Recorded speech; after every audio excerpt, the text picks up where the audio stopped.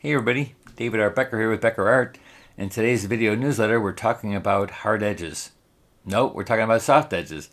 Actually, we're talking about both. And so I'm going to show you a way that you can make a hard edge look soft. And there's a couple ways of making a soft edge, and we're going to be going over that a little bit right here and right now. And so if you look at this image right here, there's a few soft edges and there's some hard edges, right? And so let me just explain which ones are soft and which ones are hard and how I made them.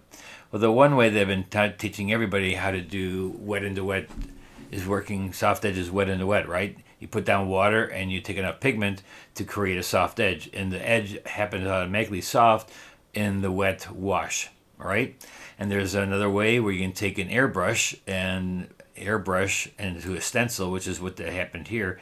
These are softer edges because I used a stencil and I sprayed watercolor through the stencil to create a soft edge. But the main reason what I'm talking about today is about how you make that soft edge, but by making a hard edge. So look at these three lines up here. This one up here is a really dark line, and see how hard edged that looks.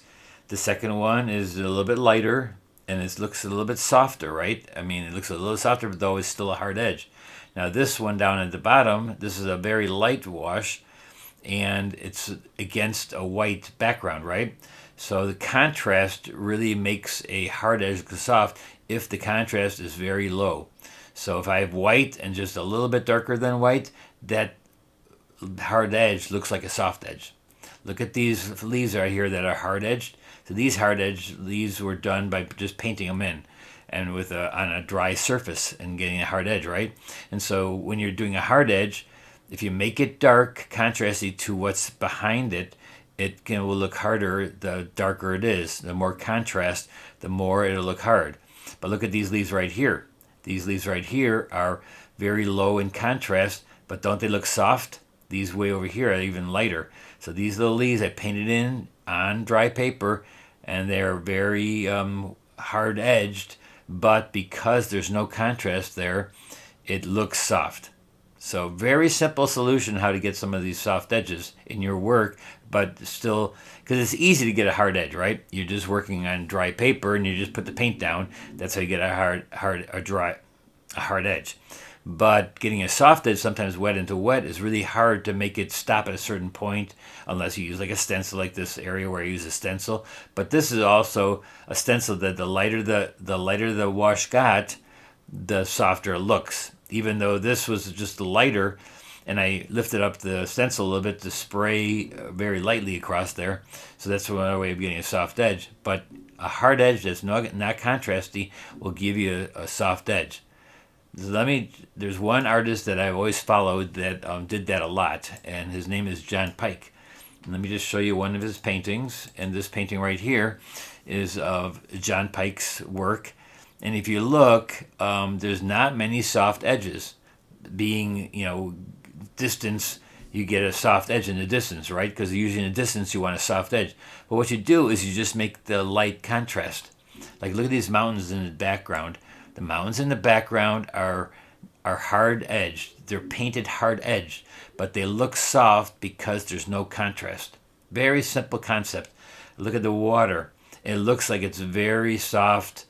These mountains back here with all the texture, except for this part that's a little bit darker, it looks harder, right? But when you look over here, all that little stuff that's happening back here, it looks very soft. It looks very soft. Here's another one of his. There's another one of his that I think I'll show you even more how you can use. These are hard edges. These are hard edges. These plants are hard edged, but look how they look like soft, and they're going back in the distance, and it looks almost like it's soft edged, right? Like it was painted soft edged. They are hard edges.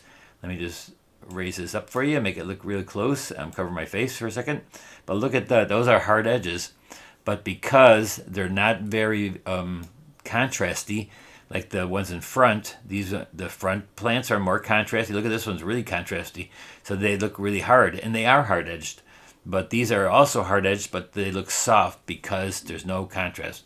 So that's here's a secret I gave to you this time, is like if you want to make a hard edge to look soft, keep the contrast really low. or then you wet in the wet like we normally do. Wet in the wet is a way of getting the soft edge. But if you can't do a soft edge and you're just doing all hard edges like John Pike did here, maybe he didn't want to do these soft edge, but just making low contrast makes it look like a soft edge. All right, simple concept, but you need to know that. And I sometimes forget about that, and the fact that you can blur things also by making it soft edged. By making it low contrast, not soft edge. It'll look soft edged and look out of focus too, because out of focus things should be soft edge, right? And so this looks a little bit like it's in the distance. It's misty, but it's done with hard edges. So make some of your hard edges look soft by lessening the contrast of your values. All right, simple tip, use it. And this week we're doing a scene that will be very useful to know that, because we're putting a little person down a path and the background is very light and it's foggy like this, but we're going to be using low contrast edges, hard edges.